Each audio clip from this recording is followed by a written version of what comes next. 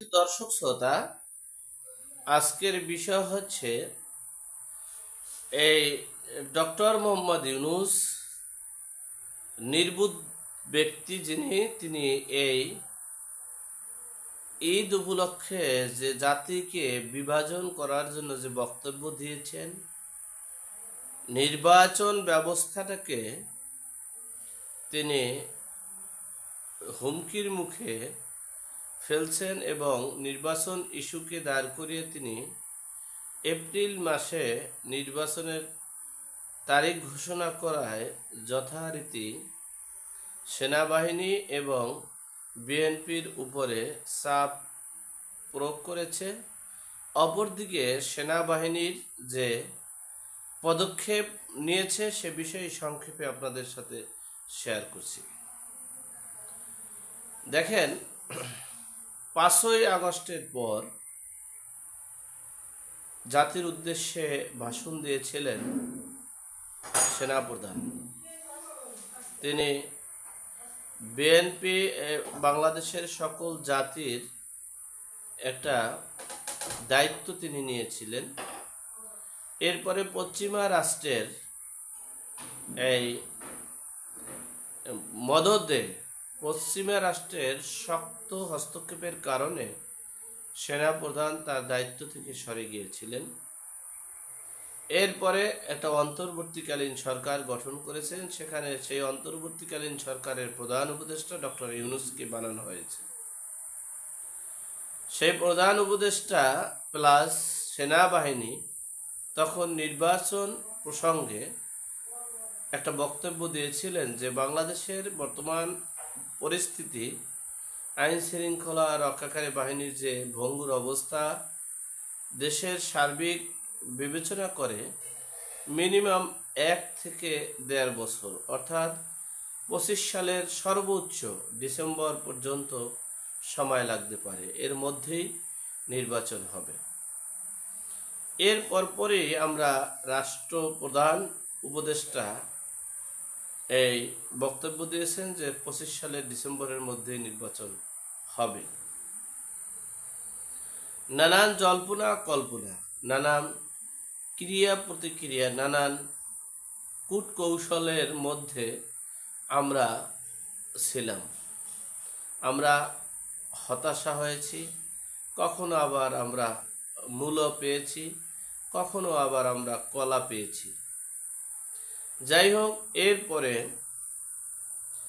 পৃথিবীর ইতিহাস বিরল যে কোনো রাষ্ট্রপ্রধান অর্থাৎ প্রধানমন্ত্রী ঈদ পূর্ব মুহূর্তে জাতির উদ্দেশ্যে ভাষণ দেয়, ঈদের শুভেচ্ছার কথা, উন্নয়নের কথা, সুখ দুঃখের কথা। সেখানে জাতিকে বিভাজন করার কোনো, জাতিকে মানে দুটা পক্ষের দিকে সাংঘর্ষিক করার জন্য বক্তব্য, এরকমের ইস্যু নিয়ে, গুরুত্বপূর্ণ ইস্যু নিয়ে এরকমের বিবৃতি দিয়েছে বলে আমার জানা নেই, ধারণা নেই। যাই হোক, অনেক বুদ্ধিমান নোবেল বিজয়ী, যিনি ইসরায়েল থেকে নোবেল পেয়েছেন, তিনি তার জ্ঞান, গরিমা, বুদ্ধি এবং তার কাছে যারা আছে তারা তো বিশ্বজ্ঞানী, তারা সবাই নেলসন ম্যান্ডেলা, এরপরে ঈশ্বরচন্দ্র বিদ্যাসাগর, কেউ আবার এই কি বলবো কি প্লেটো, অনেক দার্শনিক বিজ্ঞানী তারা। যাই হোক, এজন্য জাতির উদ্দেশ্যে ঈদের আগ মুহূর্তে এই ভাষণ দিয়েছে। সেনাবাহিনীর কথা ছিল আমরা ডিসেম্বরের মধ্যেই নির্বাচনের ব্যবস্থা শেষ করে আমরা এই ব্যারাকে চলে যাব। আমরা আমাদের দায়িত্ব ডিসেম্বর পর্যন্ত অব্যাহত রাখবে এবং সততার সহিত দায়িত্ব পালন করে নির্বাচনের ব্যবস্থা করে আমরা ডিসেম্বরের মধ্যেই সকল কার্যক্রম শেষ করে ব্যারাকে চলে যাব। সেই বক্তব্যকে বৃদ্ধাঙ্গুল দেখিয়েছে ডক্টর ইউনূস। সেই বিএনপির যেটা, এটা তাদের কথা না, তার মানে জনগণের ভোট নেওয়ার জন্য তারা যে ডিসেম্বরে নির্বাচন চাচ্ছে, সেই চাওয়াটাকেও বৃদ্ধাঙ্গুল দেখিয়েছে।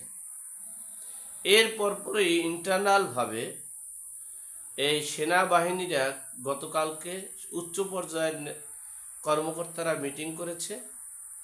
মিটিং করার পর তারা ক্ষোভ প্রকাশ করেছে, তারা দুঃখ প্রকাশ করেছে, তারা হতাশা হয়েছে। তাদের ভিতরে একটা হয়েছে, আমরা ডিসেম্বরের মধ্যেই আমরা নির্বাচনের ব্যবস্থার পক্ষে আছি, এরপর আমরা ব্র্যাকে চলে যাব।